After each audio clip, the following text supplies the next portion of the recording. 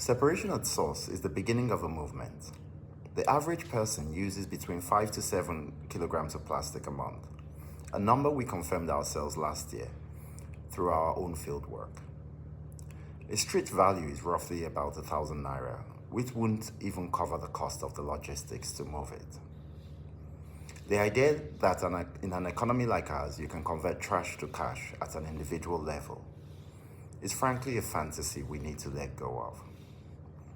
What we learned on the ground, this was the first thing Right on the Beach's community work taught us.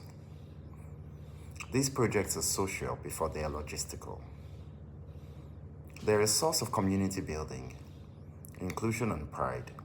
Keeping your environment clean isn't something you should need to be paid for.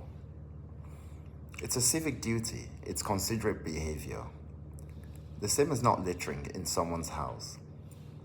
That said, incentives still matter, and a system that ignores this will underperform. Here's the more interesting finding. People respond more strongly to community-based incentives that protect the most vulnerable than to anything framed as personal gain. Curitiba, Brazil discovered the same thing decades ago.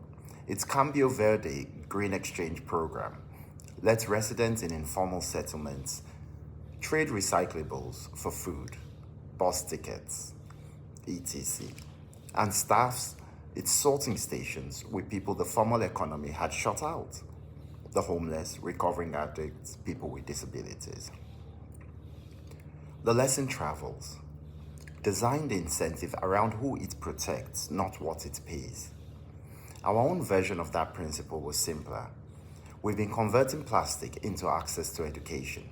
Right on the Beach has channeled recovered PET into 550 scholarships and counting, alongside 12,000 people touched through direct community impact. Nobody's getting cash in hand. They're getting support to enable kids in the community go to school. That's a different kind of value conversion, and it's the one that sticks. The mechanics are almost embarrassingly simple. Separation at source is exactly what it sounds like.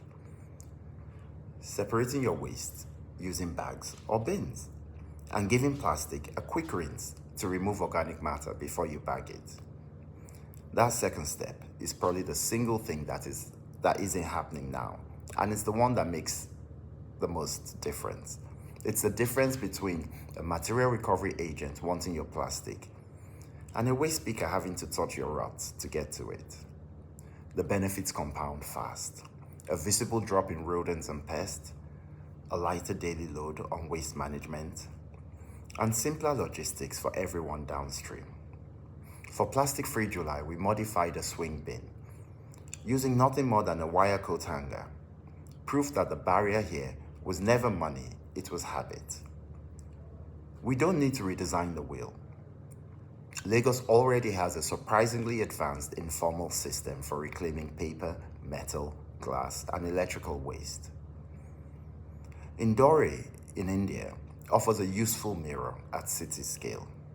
It went from one of India's dirtiest cities to its cleanest by decentralizing collection into neighborhood material recovery facilities instead of one central plant, and by making separation at source non-negotiable. Lagos is even, if anything, better positioned. We already have the informal infrastructure and the aggregator networks. Indore had to build from scratch. We just need to formalize and connect with what already exists, not replace it. Once done, the capital starts pointing in the right direction. Centralized hubs across the city, new lines for PSPs in plastic and organic waste, and a shift in identity from waste management to material recovery. Once waste is relabeled as valuable, other players step in to fill the gaps, collecting organic material for piggeries and compost, sorting the clean plastic before it re-enters the mainstream.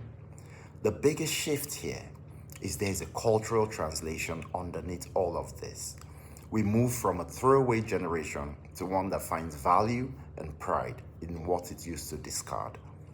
That shift alone can turn Lagos' current reputation for chaos into something closer to its potential as the giant of Africa.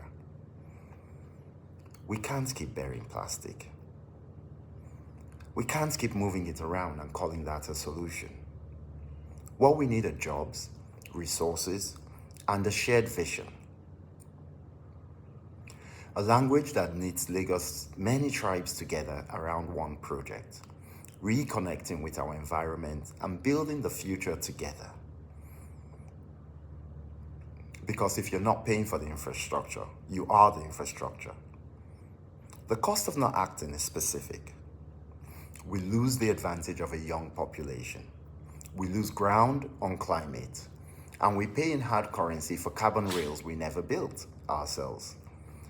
We're left instead with a filthy city, a large unemployed workforce, and value buried in landfill that will spend the next decade trying to dig it back out. Lagos may be small in land area, but it's too large for a centralized system. Waste management has to be decentralized, mirroring the work done in the mangroves and coastal communities over the last 5 years on the Western Peninsula. And the whole thing turns on one question of language. Are we managing waste or recovering materials? Next, I'll be introducing our pilot scheme, Clearbag Lagos.